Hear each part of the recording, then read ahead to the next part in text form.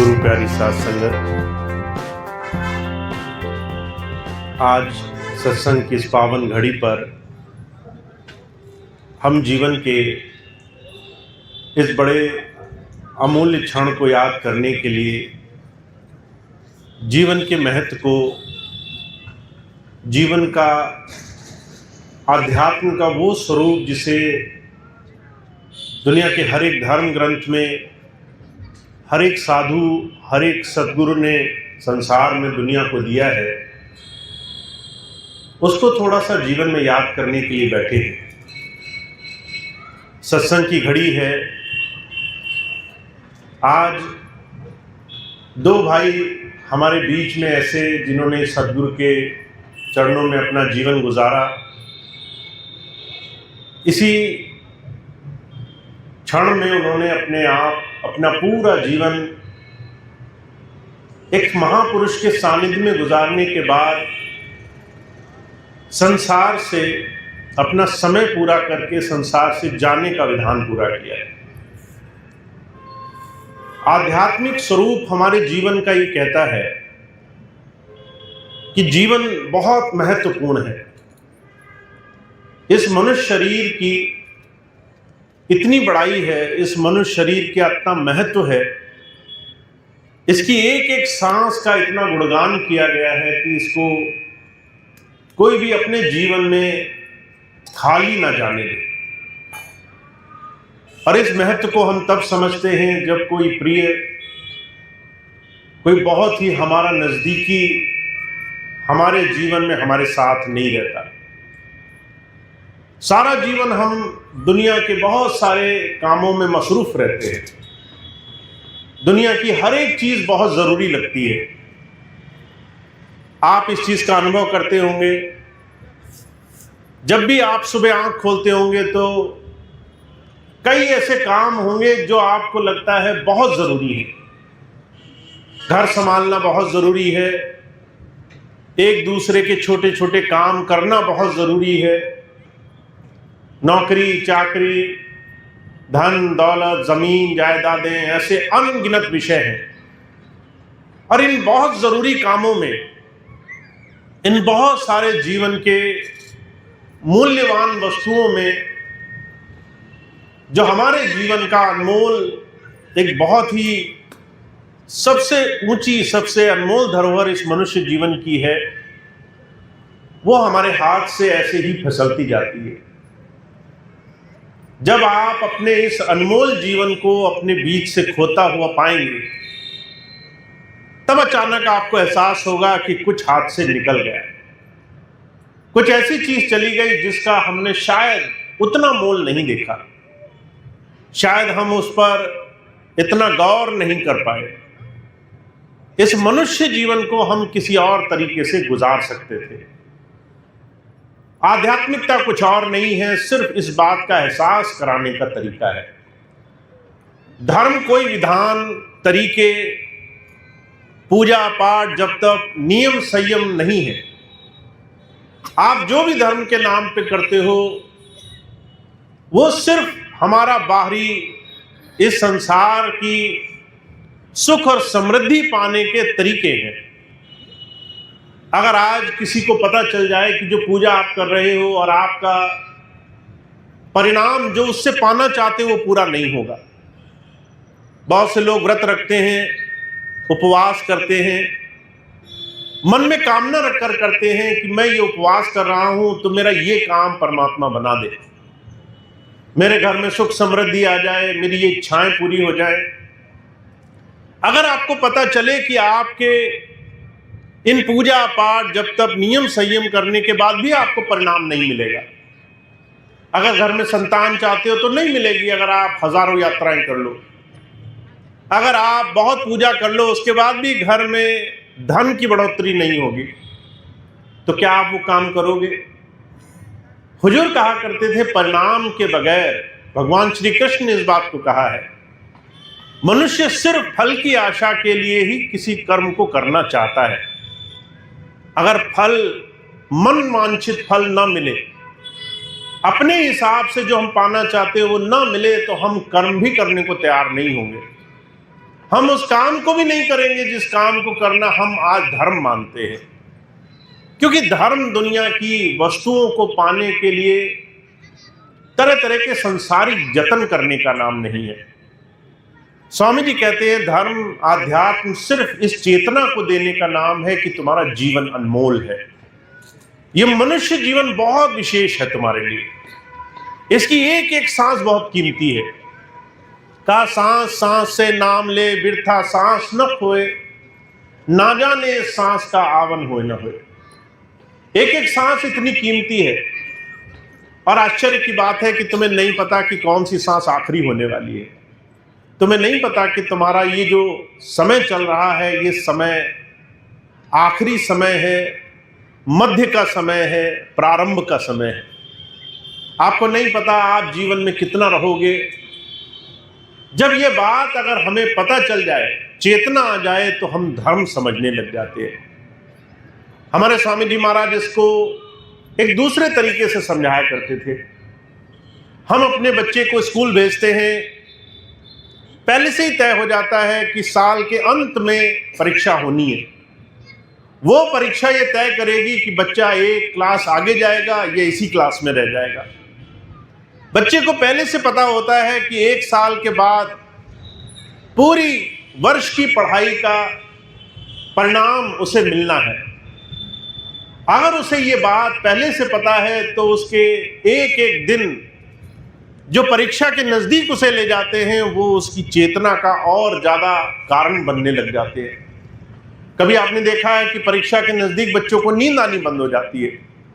वो रात भर जिस बिस्तरे को वो छोड़ना नहीं चाहते थे, रात भर उस पर करवटें बदलते रहते हैं, किताबें साथ ले लेकर के सोते हैं। अगर कहो कि नींद आ जाए तो 10 बार आंख खुलती है, क्योंकि एग्जाम सामने खड़ा है, परीक्षा सामने आ गई।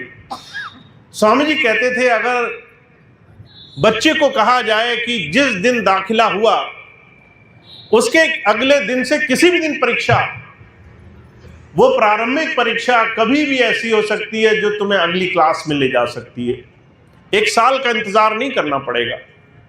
अगर ये एहसास मात्र हो जाए कि किसी भी दिन परीक्षा आखिरी परीक्षा हो सकती है, तो चेतना कितनी बढ़ जाएगी। आप अपने हर एक दिन, हर एक पल, हर एक क्षण को बहुत गंभीरता से गुजारोगे, बर्बाद नहीं होने दोगे। ये चेतना हमारे जीवन में आ जाए, इसीलिए धर्म, इसलिए आध्यात्म, इसलिए संत सद्गुरु संसार में हमारे बीच में आए, ताकि हमें अपने इस जीवन का मोल पता चल जाए। हुजूर कृपाल सिंह जी महाराज के जीवन की घटना आती है। एक बार कोई उनके पास गया और कहने लगा, महाराज जी जीवन का लक्ष्य क्या है? महाराज जी कहने लगे, जीवन ही लक्ष्य है। तुम्हारा ये जीवन ही तुम्हारे जीवन का सबसे बड़ा लक्ष्य है। तुम इस जीवन को खाली न जाने देना। ये जीवन तुम्हारे हाथ से निकल ना जाए। ये जीवन तुम्हारे हाथ से बिना इस जीवन की उपयोगिता कमाए बगैर न निकल जाए। जीवन की उपयोगिता इस जीवन में परमात्मा को, उस परमात्मा को सुख स्वरूप में जीवन में आनंदित रूप से पा लेने का नाम है। बहुत से लोग इस बात को आज दिन तक नहीं समझ पाए। परमात्मा किसी व्यक्ति विशेष का नाम नहीं है। परमात्मा उस परमात्मा की कृति को अनुभूति से पा लेने का नाम है। वेद में परमात्मा के कई नामों में उसका एक नाम सोम भी रखा गया। सोम धारा, वो धारा जो आनंद रूप में आपके जीवन में अभी से विद्यमान है।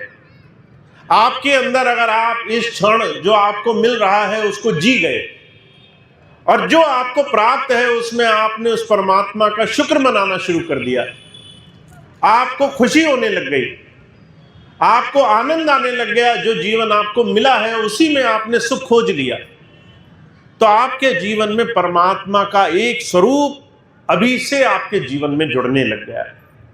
अब ये छोटी सी चीज है जिसे अगर हम समझ गए तो हमारे जीवन का एक एक क्षण, एक एक सेकंड हमारे जीवन का सार्थक होता है। और अगर हमने इस सुख को अपने से दूर पाया तो हम अपने जीवन में अपना एक एक क्षण किसी भविष्य के लिए बर्बाद करते चल रहे हैं। मुझे बहुत से ऐसे लोग मिलते हैं, अगर आप उनके सामान्य जीवन को देखें तो आप समझ जाएंगे इसके जीवन की अवस्था क्या है, ये अभी कहां पहुंचा हुआ है। महाराज जी कहा करते थे, आपका हर रोज का जीवन आपकी सबसे बड़ी परख है। आप जीवन में जी रहे हो या जीवन को गुजार रहे हो, जीवन आपका कट रहा है या आप इस जीवन को गुजारने से बेहतर कुछ करने में कामयाब हो पाए हो। मुझे एक बहन जी मिली, कहने लगी, भैया जी मैं बहुत परेशान हूं, मेरा समय नहीं कटता है। क्या आप ऐसे लोगों को जानते हैं अपने आसपास जो आपसे ये बात कहते हुए पाए कि मेरा दिन नहीं कट रहा है, मैं समय काट रहा हूं। इधर उधर के बहुत सारी चीजों में हम कई बार अपने समय को काटने के तरीके ढूंढते रहते हैं। कभी हम फोन लेकर बैठे रहेंगे, कभी हम टेलीविजन देखेंगे कि क्या करें, समय ही नहीं कट रहा है। कभी हम किसी से बात करने लग जाएंगे, मन बहल जाए किसी तरीके से, समय कट जाए हमारा। महाराज जी कहा करते थे, किसी के पास समय नहीं है और किसी का समय कट नहीं रहा है, क्योंकि उसको समय कैसे उपयोग लाया जाए इसका तरीका ही आज तक समझ में नहीं आया है। संत मंसूर एक बहुत बड़े महापुरुष हुए हैं सूफियों में। वो कहा करते थे, अपने जीवन को संभाल के रखना। कहीं अस्पताल में कोई एक ऐसा इंसान है जो तुम्हारे जीवन को पाने की प्रार्थना कर रहा है। जो जीवन तुम्हारे पास है वो किसी बीमार के पास नहीं है। बीमार हर रोज ये प्रार्थना करता है, हे प्रभु मेरी बीमारी कट जाए, मुझे स्वास्थ्य मिल जाए। वो तुम्हारे जीवन को पाने की प्रार्थना कर रहा है। एक गरीब, वो हर रोज ये प्रार्थना कर रहा है, हे प्रभु मुझे थोड़ा सा सक्षम बना देना। एक असहाय हर रोज प्रार्थना कर रहा है, हे प्रभु मुझे थोड़ा सा बल दे देना। जो तुम्हारे पास है वो पाने की कोई हर रोज कामना कर रहा है, और तुम जो तुम्हारे पास है अगर उसको संभाल नहीं पाए तो समय देर नहीं लगता है कि हमारे पास जो है वो किसी और के पास चला जाएगा। और जो दूसरा दम दम घड़ी घड़ी प्रार्थना कर रहा है हमारे जैसे जीवन को पाने की, जिसकी हमने संभाल नहीं करी, वो हमारे हाथ से छिनते, हमारे हाथ से निकलते हमें देर नहीं लगती है। तो जो कहा करते थे, हमारे जीवन में आध्यात्म, जिसे आज संसार धर्म के नाम पर अलग अलग रूप में समझ रहा है, वो सिर्फ अपने हर रोज दिनचर्या में इस चेतना को समझने का नाम है कि तुम जब दिन की शुरुआत करो तो तुम्हारा मन सचेत रहे कि तुम्हारा समय बर्बाद न जाने पाए। अब इस दिन के तुम्हें दो बड़े बड़े प्रारूप समझ में आएंगे। कुछ काम तो ऐसे हैं जो करना तुम्हारे लिए बहुत आवश्यक है, बहुत जरूरी है, उनको तुम छोड़ नहीं पाओगे। सुबह उठोगे तो किसी को घर संभालना है, किसी को कारोबार संभालना है, किसी को घर में धन रुपए पैसे ला करके घर चलाना है। कुछ चीजें ऐसी हैं जो आपको करना बहुत अनिवार्य है, उसको छोड़ा नहीं जा सकता है। पर उसके बीच बीच में अनगिनत समय ऐसा है जिसको संभाला जा सकता है, जिसको बचाया जा सकता है, जिस जीवन को सही दिशा में ले जाया जा सकता है। हुजूर कहा करते थे, जो अनिवार्य है, जिसे प्रारब्ध मान लो, जिसे भाग्य मान लो, जिसे परमात्मा ने पहले से निश्चित किया, जिसे तुम पलट नहीं पाओगे। गोस्वामी जी कहा करते थे, हानि लाभ जीवन मरण यश अपयश विधिहार। आपके जीवन में आप कब जन्मे, कहां जन्मे, आप इसको नहीं कंट्रोल कर सकते थे। आप अपने जीवन में किस समय, किस घड़ी, किस क्षण संसार से जाओगे, ये भी आपके हाथ में नहीं। कोई बता सकता है किस दिन जाना है? नहीं बता सकते। हमें ये नहीं पता हम कहाँ जन्मे, क्यों जन्मे और किस घर में जन्मे।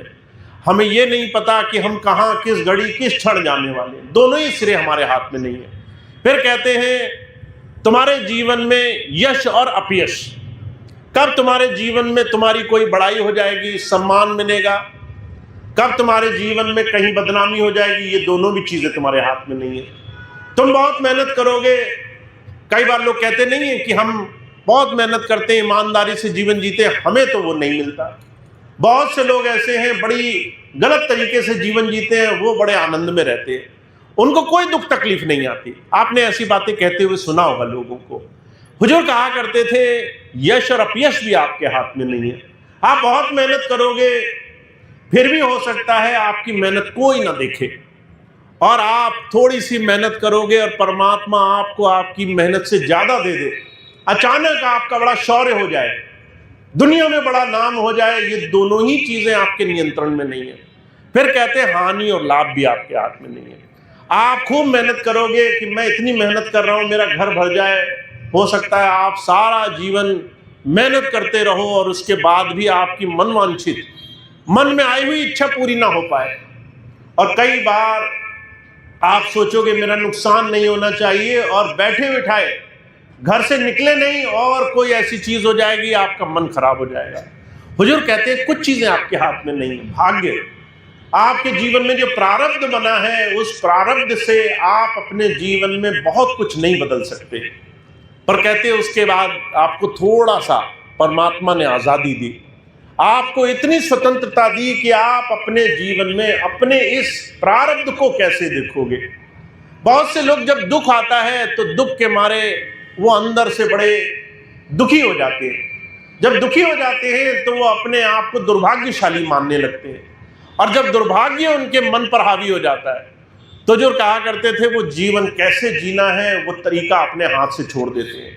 वो कहते हैं जब सब गलत हो रहा है तो हम भी गलत करेंगे, जब सारी दुनिया गलत कर रही है तो हम भी गलत करेंगे। पर इसमें एक आधा ऐसा होता है जो कहता है मेरे जीवन में जो कुछ भी हुआ उससे मैं सीख लेकर के जीवन को नए तरीके से जीऊंगा। हुजूर कहा करते थे इसका एक छोटा सा मूल मंत्र आप अपने जीवन में अपना लो। आपके जीवन में जो आप बदल नहीं सकते थे वो आपका भूतकाल मान लो, और जो आप नया कर सकते हो उसको आप अपना भविष्य मान लो। अगर आपने जो नहीं बदल पाए वो जा चुका है, और जो सामने आने वाला है, अगर चेतना आ गई, अगर समझ में आ गया कि जीवन बहुत कीमती है, समझ में आ गया सांसें बहुत कीमती हैं, एक एक छोटी से छोटी चीज बहुत कीमती है, तो आने वाला समय आपके जीवन में बहुत कुछ कर सकता है। आप अपने जीवन में हारी हुई बाजी जीत सकते हो। आप अपने जीवन में जो काम आप आज तक नहीं कर पाए उसकी शुरुआत आज से कर सकते हो। अपने जीवन में नए नए आयाम पाने के रास्ते पर आज से चल सकते हो।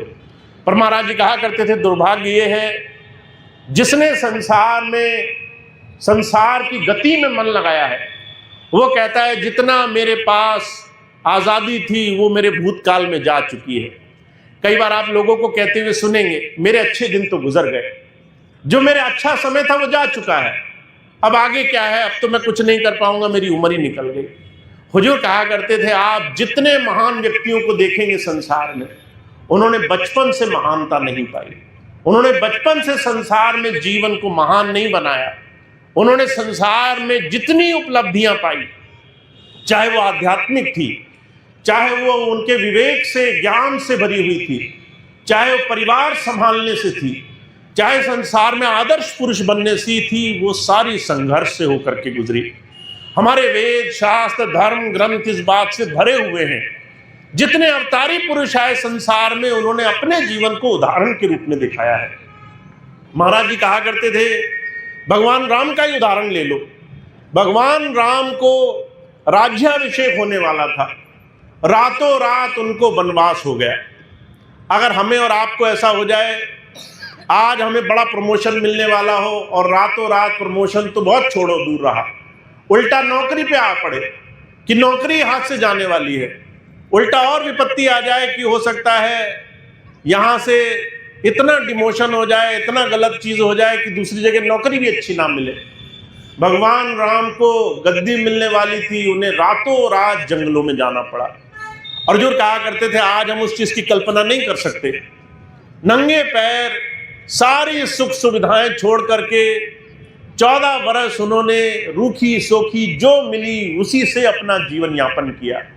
कोई भी चीज जिसको आज हम बहुत ऊंचे स्तर पर देखते हैं, माफ करना, वो सिर्फ आराम से, सिर्फ भौतिक सुख साधनों की इच्छा करने मात्र से नहीं मिल जाता। जब संत आते हैं कहते हैं उसी ने जीवन में बड़े बड़े काम किए जिसने जीवन का मोल जान लिया, और इस जीवन को फिर हाथ से ऐसे ही बेकार में गुजर जाए, इस चीज के लिए उसने अपने आप को मजबूत बना लिया कि वो अपने जीवन को बर्बाद नहीं जाने देगा। तो जो कहा करते थे आपके और हमारे जीवन में जीवन की महानता, आध्यात्म का, धर्म का सार तब शुरू होता है जब आप अपने जीवन का मोल समझ जाते हो, जब अपने इस मनुष्य जीवन को, इस जीवन की आप सच्चाई समझ करके उसके बाद एक दिन भी बर्बाद करने को तैयार नहीं होते। अब ये काम आप सिर्फ एक चीज से कर सकते हो कि आपको अगर इस चीज का एहसास हो गया कि मेरा एक एक क्षण बहुत कीमती है, ना मैं इसको सो के बर्बाद कर सकता हूं, ना मैं लोगों के साथ बैठकर बर्बाद कर सकता हूं, ना मैं व्यर्थ की चर्चाओं में बैठकर बर्बाद कर सकता हूं, ना मैं ऐसे लोगों की दोस्ती, ना ऐसे लोगों की यारी बना सकता हूं जिनके पास बैठकर मेरा मन मुझे आगे ले जाने के लिए प्रेरित नहीं करता। अगर आप ऐसी चीजों को समझ गए तो महाराज जी कहा करते थे जीवन का एक एक क्षण आपको जीवन में आगे ले जाने के लिए तैयार है। आप अपने जीवन में वो पालेंगे जिसको पाने की सिर्फ कल्पना मात्र आपने की थी। अपने जीवन में आप वो पालेंगे जो आप जीवन में आगे बढ़ करके पाना चाहते हैं। तो हमारे जीवन में हम इस छोटी सी सच्चाई को समझ सकें कि हमारा जीवन हमें सब कुछ देने के लिए परमात्मा ने हमें बनाया है। मुझे बड़ी अच्छी तरह से याद है स्वामी जी के जीवन की घटना। एक बूढ़ी माता गई स्वामी जी के पास, स्वामी जी से कहने लगी, स्वामी जी मेरा पूरा जीवन गुजर गया, मेरे मन के हिसाब से कुछ नहीं हुआ, परिवार मैं जैसा चाहती थी वैसा नहीं बना, बहू बेटियां वो घर में आई, मन में था सुख शांति बनी रहे, वो नहीं हो पाया, बच्चे जिस तरह से जीवन जीते वो नहीं हो पाया, मैं बड़ी दुखी हूँ, मैं चाहती हूँ मुझे अगला जीवन बहुत अच्छा मिले। स्वामी जी बहुत हंसे। स्वामी जी कहने लगे जो तुम्हें अभी जीवन मिला है वो क्या बुरा जीवन है, इसी को अच्छा क्यों नहीं बनाती?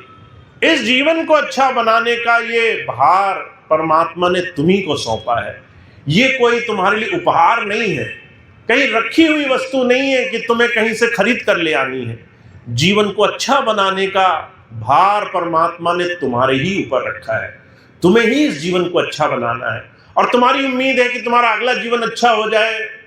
अगर फर्ज करो, सिर्फ सोच कर देखो, जो अभी मिला वो भी ना मिले और जो तुम आज कल्पना कर रही हो उससे भी 1000 दर्जे नीचे की स्थिति में तुम पहुंच जाओ, फिर तुम किससे शिकायत करने के योग्य हो? तुम किससे कहने के काबिल हो कि मैंने तो ऐसा चाहा था, ऐसा नहीं हुआ, इसीलिए मैं बड़ा दुखी हूं? स्वामी जी कहा करते थे आपका जीवन आपके लिए परमात्मा की सबसे बड़ी धरोहर है। इसमें वो भाग्यशाली हैं जो अपने समय को बर्बाद नहीं जाने देते। तो 2 चीजें जो आप अपने जीवन में बना सकते हैं। पहली चीज ये, अगर आपको समझ में आ गया कि आपका जीवन आपकी जिम्मेदारी है, दूसरा आपको खुश करने के लिए नहीं बनाया गया, दूसरा आपको संसार में खुशी देगा, आपके हिसाब से चलेगा, आप दूसरे से वो पालोगे जो पाना चाहते हो, तो ये आपकी बहुत बड़ी भूल है। इसलिए हुजूर कहा करते थे आपको अपेक्षाएं कम करनी पड़ेंगी। अगर आपने अपनी अपेक्षाएं कम नहीं करी हैं, अगर आप दूसरों से हर पल हर घड़ी वो मांगना चाहते हो जो आप अपने अंदर खुशी का आयाम बना बैठे हो, तो अभी से लिख कर ले जाओ, आपको हर पल संसार में तकलीफ होने वाली है। अपनी अपेक्षाएं दूसरों से ना करके अपने से करना शुरू करो। अगर आपने सोचा बच्चे मेरी बात मानेंगे, तो समझ लो जिस दिन वो बात नहीं मानेंगे उस दिन बड़ी पीड़ा होने वाली है। अगर आप कहेंगे मेरा घर ऐसा होना चाहिए, उसके लिए सभी लोग काम करें, किसी ने भी आपके हिसाब से काम नहीं किया, बड़ा कष्ट होने वाला है। अगर आपने सोचा मेरा घर ऐसा होना चाहिए, बहू बेटे बेटियां नाती पोते ऐसे होने चाहिए, वैसे नहीं निकले, बड़ा कष्ट होने वाला है। हुजूर कहा करते थे अपेक्षा का जाल इतना बड़ा भारी है, अगर आप थोड़ा गौर से इसे देखेंगे तो इंसान हर एक चीज से अपेक्षा करता है, पड़ोसियों से अपेक्षा करता है, सड़क चलते आदमी से अपेक्षा करता है, इस संसार में प्रकृति से अपेक्षा करता है, समय से अपेक्षा करता है, अपने जीवन में आने वाले अच्छे और बुरे समय से भी अपेक्षा हम लगा करके बैठे रहते हैं। महाराज जी कहा करते थे जितना तुम अपने सुख का भार दूसरे के ऊपर छोड़कर बैठे हो, मुझे सुखी करना तुम्हारी जिम्मेदारी है, तब तक आप अपने जीवन में ये समय बर्बाद कर दोगे। तो पहली चीज हमारे स्वामी जी कहते हैं आपको अपनी अपेक्षा कम करनी पड़ेगी, क्योंकि अगर आपने अपनी अपेक्षा नहीं कम करी तो आप उपेक्षा के कारण में फंस जाओगे। उपेक्षा करते हैं बुराई करने को। कभी आपने देखा है, अगर आपकी एक बात न पूरी हो तो आपके मन में धीरे से कड़वाहट भरने लग जाती है। दो बात कोई ना माने, धीरे से मन में और कड़वाहट भरेगी। अगर लगातार 5-10 बार कोई आपको ना बोल दे, आपके हिसाब से ना चले, फिर तो मन पूरी तरीके से अंदर ही अंदर कुंठित हो जाता है। अंदर ही अंदर उस इंसान के लिए उसके माहौल, उसके परिवेश, सबको ही गाली देना शुरू कर देता है। हुजूर कहा करते थे, अपेक्षा, इसको उपेक्षा की बराबरी मानो। अगर आपने एक्सपेक्टेशन रखी तो आप जरूर बुराई के कारणों में फंसोगे। तो पहली चीज स्वामी जी कहते हैं, जीवन को संभालने का सबसे अच्छा तरीका, जो भी पाना चाहते हो पहले वो बनकर दिखाओ। अगर तुम चाहते हो कि तुम सुखी रहो तो पहले सुख बांटना शुरू करो। अगर तुम चाहते हो कि लोग तुम्हें प्रेम की दृष्टि से देखें तो तुम्हारी आंखों में दूसरों के लिए प्रेम होना चाहिए। अगर तुम चाहते हो लोग तुम्हारी छोटी छोटी गलतियों को ज्यादा ना पकड़ कर बैठा करें तो दूसरे को क्षमा करना शुरू करो। तुम चाहते हो तुम्हारे जीवन में सब कुछ अच्छा हो तो पहले दूसरे के जीवन में अच्छा बनाने के कारण बनने लग जाओ। तुम्हारे को देख करके लोगों को खुशी होनी चाहिए। मुझे बड़ी अच्छी बात एक महापुरुष की लगी। उन्होंने कहा, अगर कोई तुम्हें देख करके खुश हो जाए कि मेरे घर एक ऐसा व्यक्ति आया जो सच में मेरा भला चाहता है, तो समझ लो तुमने दुनिया में बहुत बड़ी चीज कमा ली है। और लोग तुम्हें देख करके कहें कि लो ये फिर से आ गया, अब ये कब वापस जाएगा, जल्दी चला जाए तो अच्छा हो, रोज ही तुम्हारे जाने की कामना करता हो, तुम्हारे चेहरे पर तो हंसता हो और मन ही मन तुम्हारे बारे में सोचता हो जल्दी ही चला जाए तो अच्छा है, तो समझ लो तुम्हारे जीवन में एक ही चीज थी, वो भी तुम अभी नहीं कमा पाए। तो महाराज जी कहते हैं, अपेक्षा अगर अपने से रखोगे तो आपके जीवन में आप हमेशा दूसरों के साथ साथ अपने जीवन में बहुत बड़े काम करके ले जाओगे। दूसरी चीज हुजूर कहा करते थे, आपके जीवन में ध्यान बहुत बड़ी चीज है। ध्यान को आप सबको देते हो, पर अगर ध्यान के पीछे इरादा नेक नहीं है तो ध्यान आपका बनेगा नहीं। अटेंशन ओवर इंटेंशन, आपकी इंटेंशन अच्छी होनी चाहिए, आपका इरादा अच्छा होना चाहिए। ध्यान तो आप किसी को भी दे देते हो। अगर आपको लगेगा कि सामने वाला व्यक्ति आपको कुछ फायदा करा सकता है, आप देखो कैसे उसके आसपास घूमोगे आप। पर अगर आपको लगेगा कि वो फायदा नहीं करा सकता, आप उसके साथ 2 घड़ी बैठना नहीं चाहोगे।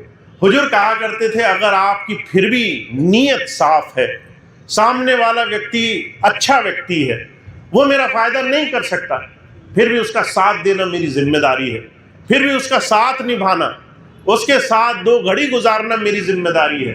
अगर वो कष्ट में है तो उसके कष्ट का थोड़ा सा, पीड़ा का थोड़ा सा अगर मैं भार उठा सकता हूँ, उसका दिल हल्का कर सकता हूँ, उसे 2 मीठी बात बोल सकता हूँ, अगर मेरी नीयत साफ है तो हुजूर कहा करते थे, आपका ध्यान कोई मायने रखेगा। अगर आप अपनी नीयत सिर्फ स्वार्थ पे लगाकर बैठोगे, मतलब की यारी रहेगी, तो आपका समय, हुजूर कहा करते थे, बार बार छोटी छोटी चीजों में बर्बाद होता रहेगा। तो हमारे स्वामी जी कहते हैं कि 2 चीजें आपको जीवन में लानी पड़ेंगी। पहली चीज, अपेक्षा किससे करनी चाहिए।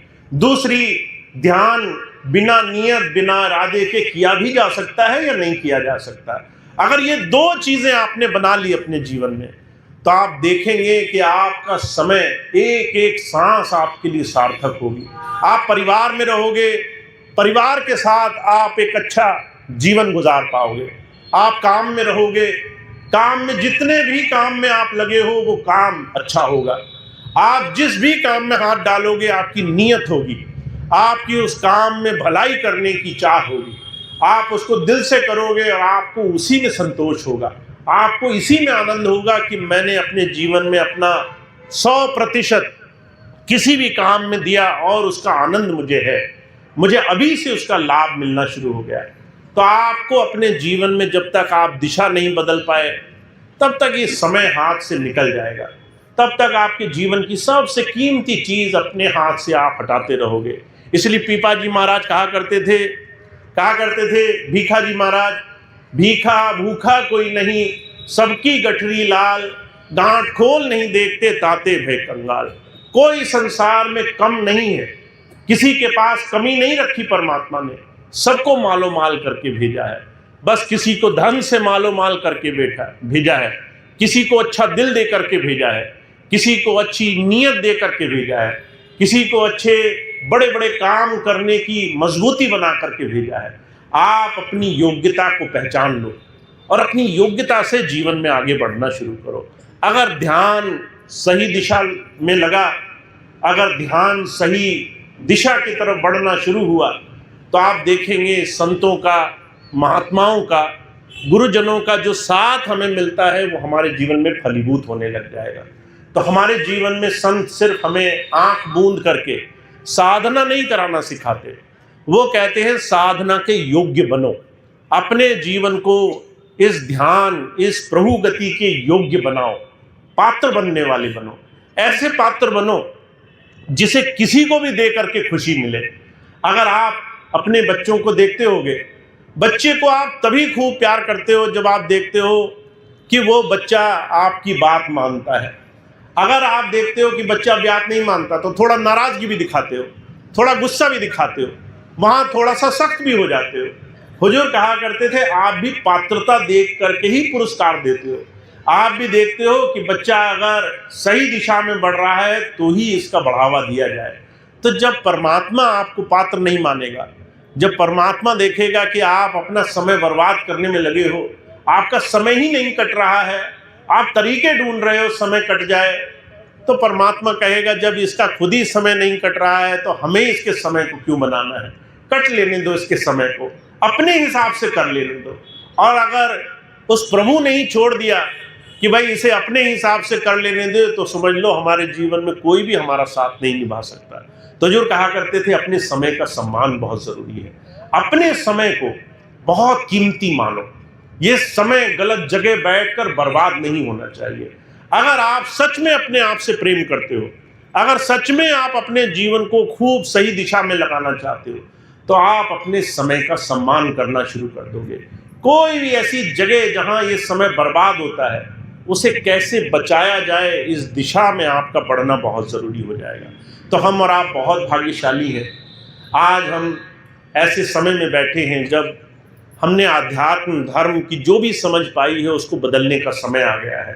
धर्म की समझ पूजा पाठ, जप तप, नियम संयम, व्रत उपवास, तरह तरह के अनुष्ठान करके मन में आई हुई इच्छाओं को पाने के तरीके ढूंढना नहीं है।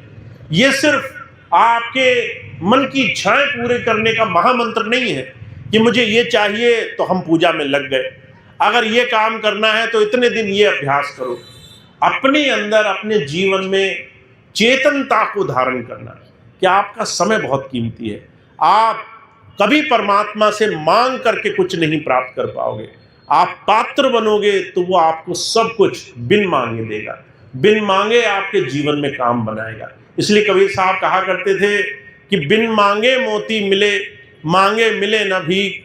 जो है हमारे जीवन में बिना मांगे वो प्रभु सब कुछ दे देता है। और कई बार आप बाहरी तमाम चीज़ें मांगो और नीयत वैसी ना हो तो आपके जीवन में कई बार बहुत सारा समय ऐसे ही निकल जाता है। तो हमारे जीवन में हमें ऐसी ही संतों महापुरुषों की सीख जीवन में अपनानी है जिससे हम अपने जीवन की सच्ची संभाल कर सकें। तो आज तो इतनी ही बात समझें, हमारे जीवन में हमारा समय, और इस समय का आज में जितना आनंद से, जितना सुखद रूप से इस जीवन का हम एक एक छोटे से छोटा हिस्सा जीवन में अपने अंदर धारण कर सकेंगे, उतना ही जीवन हमारा कामयाब होगा। तो हमें आज वर्तमान इस क्षण में जीने का तरीका आना चाहिए जो प्रभु दे रहा है, जिस घर में उसने भेजा है, जिस दायित्व में भेजा है, जिन जिम्मेदारियों में भेजा है, उसमें हम सिर्फ लेने वाले ना बने, उसको पलटकर देने की भी भावना हमारी हो जाए। अगर हमारा खूब सुंदर परिवार है, हम कैसे इसे ऐसा जीवन दे सकते हैं, ये हमारी नज़दीकी, हमारे साथ बैठने के लिए हमेशा आतुर रहे। अगर मुझे आता हुआ देखे तो ये कहें कि ये और दिन रुक जाए, ये यहाँ से वापस ना जाए, क्योंकि ये हमेशा प्रेम बांटता है, ये हमेशा अच्छाई बांटता है, हमेशा हंसी खुशी बांटता है, हमेशा अपने जीवन में एक दूसरे को साथ लेकर चलने की भावना रखता है। तो महाराज जी कहा करते थे ऐसे बनो कि तुम्हें अपने जीवन में अपने होने का, और अगर इस संसार से चले भी गए तो ये बात का गर्व हो कि तुमने जहां से शुरू किया वहां से इस संसार में अपने कर्तव्य, अपने प्रयास से हर एक चीज को अच्छी स्थिति में छोड़ा है। अगर आज जहां हो, कल इस संसार को बेहतर छोड़ करके गए। तो अगर आपने अपने जीवन को, अपने एक एक कर्म को, अपने एक एक प्रयास, अपनी एक एक भावना को सही समझ लिया, अगर अपने इरादे और अपने मंसूबे को सही समझ लिया, तो आप जीवन को बहुत कारगर करके ले जाएंगे। तो ये अपने आप नहीं होगा, इसको करने के लिए आपको प्रयास करना पड़ेगा, इसको करने के लिए अपने जीवन को तैयार करना पड़ेगा। हुजूर कहा करते थे, अगर आज आप अपनी भौतिक सांसारिक किसी भी चीज़ को देखें, हर एक वो चीज़ जो आप पाना चाहते हैं उसके लिए आपको प्रयास करना पड़ता है। जो खाली बैठे रहते हैं कि भाग्य है, समय है, परमात्मा जब देगा तब मिल जाएगा, तो वो लोग खाली हाथ रह जाते हैं। और जो मेहनत करने में लग जाते हैं कि मुझे अच्छा जीवन चाहिए, मैं ये रास्ता अपनाऊं, मैं इतनी मेहनत करूं, तो वो आगे बढ़ जाते हैं। तो जो कहा करते थे, जब तुम संसार में भौतिक वस्तुओं के लिए इतना सचेत हो कि तुम्हें करोगे तो तुम्हें मिलेगा, तो तुम्हें अपने जीवन में इस आध्यात्मिक रहस्य को भी पाने के लिए अपने आप को कैसे हर रोज जीना है, ये तरीका आना चाहिए। कैसे आप अपने मन को साधोगे, कैसे आप अपनी वाणी को साधोगे, कैसे अपने इरादे और अपने जो भी अंदर मंसूबे हैं वो सही दिशा में आपके लगेंगे, ये सीखने का विषय है। तो इसको आप सीख लीजिए, इसको जान लीजिए, ताकि जीवन आपका आसान हो जाए, सहज हो जाए, आपका हर रोज़ आपके जीवन में उस सद्गुरु की दया का एक बहुत बड़ा पात्र बन जाए, जिससे आप लाभ उठा सकें। तो आज तो मैं इतनी बात करूँगा। आज का इस सत्संग कार्यक्रम भाई प्रेमलाल जी उनकी याद में है। हमारे एक और भाई श्री राम बड़ई पांडे जी, उनका भी अभी कुछ ही समय पहले इस संसार से जाना हुआ। बहुत सारे भाई बहन जिन्होंने सद्गुरु की याद में समय गुजारा, उनके साथ लगे, उनकी प्रेरणा से जीवन को बनाया, ऐसे बहुत सारी पवित्र आत्माओं के लिए हम और आप ज़्यादा कुछ नहीं कर सकते हैं। हम उनसे प्रेरणा ले सकते हैं, हम उनके लिए कुछ अच्छा सोच भी नहीं सकते, क्योंकि वो तो अपना काम कर गए हैं, वो अपनी दिशा में पहुंच चुके हैं। अब आप कहें कि हम उनकी आत्मा की शांति के लिए कुछ कहें, कुछ नहीं कर पाएंगे, क्योंकि उनकी आत्मा ऑलरेडी पहले से ही सही दिशा में थी। वो अपने सही दिशा में लगे, सही दिशा में पहुंचे। हम प्रेरणा ले सकते हैं, उन्होंने कैसा सुंदर जीवन जिया और इस सुंदर जीवन को उन्होंने कैसे हमारे और आपके सामने आदर्श के रूप में रख दिया। जब भी समय मिला उन्होंने अपने गुरु के साथ समय गुजारा, जब समय मिला सेवा में लगे, जब समय मिला उन्होंने अपने जीवन को, अपने परिवार को, अपने बच्चों को, अपने एक एक घर की इकाई को गुरु के सानिध्य में लगाना सिखाया। अभी थोड़ी देर पहले मैं इधर घर में गया था, मैंने देखा छोटे छोटे बच्चे, और जब हमने वहाँ प्रार्थना पढ़ी, स्वामी जी की एक प्रार्थना है, तेरे चरणों में मेरे है पिता, छोटे छोटे बच्चे उस प्रार्थना को पूरा उन्हें कंठस्थ है, वो पूरी प्रार्थना याद कर रहे थे, पूरी प्रार्थना उन्हें रटी हुई थी। वहीं मैं कुछ और जगह भी जाता हूँ तो मैंने देखा कि कई माता पिता ऐसे हैं, बच्चों को सत्संग में भी नहीं लाते, कहते बात नहीं मानता, मेरी नहीं सुनता, बहुत जिद्दी हो गया, टीवी जल्दी देख लेता है, फ़ोन हाथ में दे देते हैं, चलो ये देखो, इसमें तुम्हारा मन बहल जाएगा। फिर जब प्रार्थना बोलते हैं तो उन बच्चों को प्रार्थना भी नहीं आती। तो ये हमारा और आपका दायित्व है। हम खुद के लिए तो कर ही रहे हैं, हम अपने आगे आने वाली पीढ़ियों को कहाँ ले जा रहे हैं। कहीं ऐसा तो नहीं कि हम अपने जीवन में, अपनी इस भाग दौड़ में अपनी पीढ़ियों को भी अंदर से व्याकुल, बेचैन, उनको भी अंदर से संसार में उलझन में डालने वाली स्थिति में डाल रहे हैं। तो एक उदाहरण ऐसा भी है, प्रेम भाई जैसा, श्री राम बड़ई पांडे जैसा, जिन्होंने अपने बच्चों को ऐसे आदर्श दिए, उन्हें गुरु से जोड़ा, उन्हें सेवाओं में लगाया, उनके मन को पवित्र धारा से जोड़ा। और एक उदाहरण ऐसा भी हो सकता है कि हम ये देखें कि बच्चे हमारी नहीं सुन रहे तो हम ही उनकी सुनने लग गए कि चलो हम तुम्हें क्या समझाएंगे, तुम ही बताओ कैसे अच्छा समय गुजरना चाहिए। तो जैसे वो कहें वैसे हम करने लग जाएं, फिर बाद में कहें बच्चे हमारी नहीं सुनते, शराब पीने लग गए, कुछ और काम करने लग गए, हम ही दुखी होकर घूम रहे हैं। तो ऐसा जीवन ज़रूर बनाएं जिससे लोग प्रेरणा ले सकें, लोग आपको देखें, याद करें और खुशी से याद करें कि आपने जीवन में बहुत अच्छा काम किया है। तो आप और हम बहुत भाग्यशाली हैं, हमें ऐसे सुंदर सुंदर आदर्श देखने को मिले हैं। इससे हमारा जीवन गुजरे, हमारे आगे आने वाली पीढ़ियों का जीवन गुजरे, वो भी सत्संग धारा से जुड़े, किसी की सेवा करें, किसी के लिए अच्छा काम करें, देने की भावना हो उनके अंदर, वो किसी के लिए अच्छा करना चाहते हो, ऐसी प्रेरणा उनके अंदर पड़े, तो हम सही मायनों में एक संत, एक धर्म, एक आध्यात्मिक दिशा से अपने जीवन में कुछ प्राप्त कर पाए। तो हमारे स्वामी जी की इतनी बात है कि हमें अपने गुरु से अपने जीवन का निर्माण करना है। मनुष्य जामा, शरीर तो पहना हुआ है हमने, इस शरीर को मनुष्य जैसा बनाना है। अपने साथ साथ अपने आसपास के लोगों को भी हम अगर अच्छाई की दिशा में ले जा सके तो ऐसा प्रयास करना है। तो आप इस दिशा में बढ़ रहे हैं, इसकी मुझे बहुत खुशी है कि आप सभी लोग प्रेम भाव से गुरु के साथ जुड़े हैं, एक दूसरे के साथ लग करके सेवा के महत्व को जानते हैं, सत्संग के महत्व को जानते हैं, अपने साथ साथ अपने बच्चों को भी सत्संग में लगाते हैं, ध्यान में बिठाते हैं, उनको प्रार्थना में जोड़ते हैं, उनको जब भी सेवा का अवसर होता है तो उन्हें आगे बढ़ाते हैं कि जाओ ये सेवा तुम करो, ये काम तुम करो। ये बहुत बड़ी धरोहर आप दे रहे हैं जो हर एक छोटे से छोटे बच्चे के जीवन में उसकी वो आधार, वो फाउंडेशन है, वो बुनियाद है जिस पर अगर भवन बनेगा, अगर इमारत बनेगी तो अच्छी ही बनेगी, जिससे अच्छा ही जीवन बनेगा और आप उस पर गर्व कर सकेंगे। तो इतनी बात कह के मैं अपनी बात समाप्त करता हूँ। आज का कार्यक्रम समाप्त है।